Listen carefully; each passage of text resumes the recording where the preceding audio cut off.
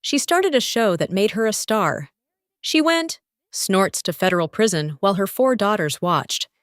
She got out, rebuilt everything, married again, and now faces the same nightmare all over again.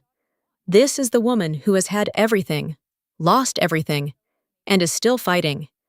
This is the sad life of Teresa Giudice. There is a moment in the very first season of Real Housewives of New Jersey that tells you everything you need to know about Teresa Giudice. She is sitting at a table full of people, and in one explosive second, she flips it. Glasses shatter, food goes flying, a man stumbles backward, and Teresa stands there like she's the most powerful woman in the room. For years that was the image, the table flip heard around the world. The woman who took up space, demanded respect, and refused to back down. Fans loved her for it. All thought they were watching confidence. What they were actually watching was a woman who had spent her entire life being told that strength meant never showing weakness, and that performance, that endless, exhausting performance, would eventually cost her everything she had built. Because the real story of Teresa Giudice is not a story about power, it is a story about survival. It is a story about a woman who has been knocked down over and over again by the courts, by her family, by the men she trusted, by the show she helped create, and who somehow keeps getting back up, not because life has been kind to her, but because she has never been given the luxury of staying down. And right now, in March 2026, as cameras begin rolling on Season 15 of Real Housewives of New Jersey, the cycle is starting again. Was born in Paterson, New Jersey, to Italian immigrant parents. Her mother, Antonia, and her father, Giacinto, came to America from Sala Conilina in the Campa region of Italy. They brought with them the values of that world: family above everything, loyalty without question, food as love, and hardship as something you endure quietly. Teresa was raised in that tradition, and she absorbed it completely. She was not born into wealth. Her family was working ass and proud of it. She studied fashion marketing at Berkeley College in New Jersey and worked as an associate buyer at Macy's. She was not the socialite the show would later make her appear to be. She was a girl from New Jersey who worked, who cooked, who took care of her family, and who genuinely believed that if she did everything right, life would reward her for it. She met Joe Giudice and married him on October 23, 1999. They settled in New Jersey, had 4 daughters, Gia, Gabriella, Melania, and Adriana, and built what looked from the outside like the kind of life her parents had sacrificed everything for her to have. A beautiful home, a large family, a husband who was in business, the American dream, Italian-American edition. What was happening behind the scenes was something else entirely. When Real Housewives of New Jersey premiered in May 2009, Teresa was already carrying weight that television could not fully capture. The housing market had collapsed. Joe's construction and restaurant businesses were struggling. The finances that looked lavish on screen were in reality deeply unstable. The couple had been falsifying documents, misrepresenting income, taking on debt they had no real plan to repay. But Teresa did not know the full extent of it. At least that is what she has always maintained. She has said repeatedly that she signed documents Joe put in front of her without fully understanding what they contained. She has said that her relationship with her ex-husband lacked the communication to have honest conversations about money. Years later, when it all came apart, she would describe feeling like she had been living in a house with a foundation she never knew was cracking beneath her feet. In October 2014, Teresa Giudice pleaded guilty to 41 counts of fraud alongside Joe. The charges included conspiracy to commit mail fraud, wire fraud, and bank fraud. They had falsified statements on loan applications and failed to accurately file their tax returns. A judge sentenced Teresa to 15 months in federal prison. Joe received 41 months. She reported to the Federal Correctional Institution in Danbury, Connecticut, in January 2015. She was 42 years old. Teresa served 11 months and was released in December 2015. She walked out of that facility and went straight back to the cameras, straight back to the show, straight back to the performance. Because what else was she going to do? Joe was still in prison. She had 4 daughters to support. She was the only income in the house. She needed Bravo's paycheck. She had always needed it. She just never admitted it before. While Teresa was incarcerated, the show continued without her. The audience saw her daughters navigate life without their mother. They saw Gia, barely a teenager, stepping up to take care of her younger sisters, while their father ran a business and their mother was in federal custody. Teresa came home to a family that had changed in her absence. Joe had been managing the household alone, and not particularly well. The marriage had always had its difficulties, but prison had put a permanent crack in it that no amount of table flipping could fix. Joe served out his sentence, and when he did, something worse than prison happened. Joe Giudice was deported because Joe had been born in Italy and brought to the United States as a child. He had never obtained American citizenship. After completing his sentence, immigration authorities detained him. His appeals were denied. In late 2019, he returned to Italy, the country he had left as a 1-year-old and barely knew, and he has lived there ever since. And their marriage was effectively over. Teresa filed for divorce, which was finalized in September 2020. The man she had built her adult life with, the father of her 4 daughters, was on another continent and could not come back. Teresa has spoken about this with a kind of raw honesty that she rarely allows herself on screen. In February 2026, she appeared on Fox 5's Good Day New York and said something that stopped people mid-scroll. I'll try to appeal to the President of the United States, because as you mentioned, Joe was deported. And then we let in everybody without any kind of, and I wish I wish he would come back because I have 4 daughters, and they need their dad, and it's like, I do it all by myself. Everything, like financially, everything, and, maybe Louis been amazing, but it's been, it's like, if he was here, he would be able to provide and help me, right? So I wish he comes back. There it is, the woman who never shows weakness, admitting that she is exhausted, that she has been doing this alone for years, that she always has been. After Joe's deportation, Teresa did what she always does.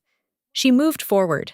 She threw herself into work, more cookbooks, more appearances, more seasons of the show. And she got into competitive bodybuilding, an outlet that gave her discipline and physical control. At a time when almost everything else in her life felt uncontrollable, she rebuilt her finances one paycheck at a time, and then she fell in love. Luis Rules came into Teresa's life in 2020, and she treated it like a fairy tale she had finally earned. He was charming, attentive, and completely devoted to her, or so it appeared. Teresa brought him onto the show, showed the world their romance, and in August 2022, they married in a lavish New Jersey ceremony that became its own television event. For a moment, it looked like the sad story had a happy ending. It did not. Within 2 years, the warning signs that castmates had been raising for multiple seasons began to look less like jealousy and more like justified concern. During season 14, Margaret Josephs made a pointed comment on camera that Luis had been spending Teresa's money carelessly. Teresa shot back on Tori Spelling's podcast. Margaret says, "My husband spends all my money." Like, Beau, you don't even know what you're talking about. The New Jersey courts told a different story. In March 2025, records obtained by multiple outlets confirmed that Teresa and Luis were carrying over $3 million in tax liens. Mother Teresa personally owed $33,889.20. Luis owed $163,523.94 from a lien filed in December 2024. And then, in what felt like a gut punch, another lien for $2,569,842.06 filed in March 2025. Together, the total came to $3,372,520. All cases open, all cases unresolved. On top of that, Luis had taken out a $1 million loan against their $3.35 million Montville mansion and had been given an extension to repay it with an additional $250,000 borrowed due by March 2026. That deadline has now passed. The IRS could take a very stern position if her recent tax lien is a result of a new offense. as repetitive behavior involving failure to pay taxes is taken very seriously by the government. Making the same mistake twice can lead you into seriously hot water, snorts, if not prison. Prison again, the word that haunts everything for Teresa Giudice, circling back like it always does. And here is where the pattern becomes impossible to ignore. Teresa went to prison in 2015, largely because she signed documents her husband put in front of her without understanding their full implications.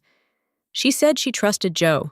All she said she did not know, she spent 11 months in federal custody for it.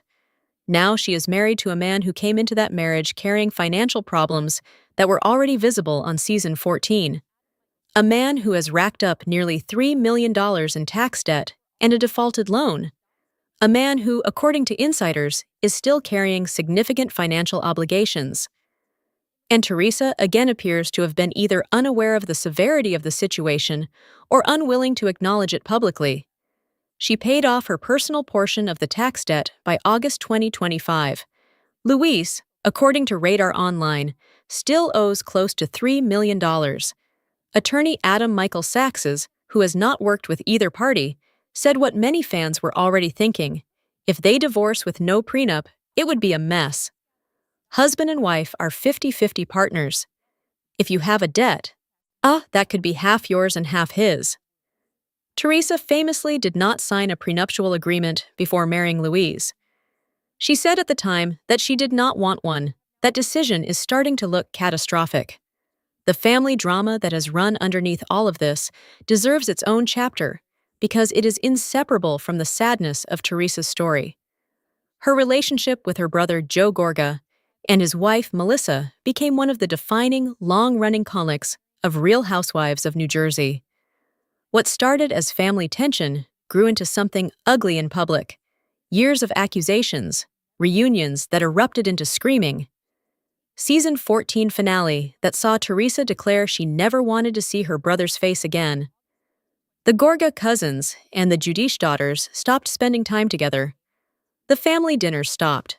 The Christmas gathering stopped. And Teresa, who had grown up in a household where family was the religion, where Italian immigrant parents had built everything around the idea of their children being together, watched her family fracture on national television while cameras rolled.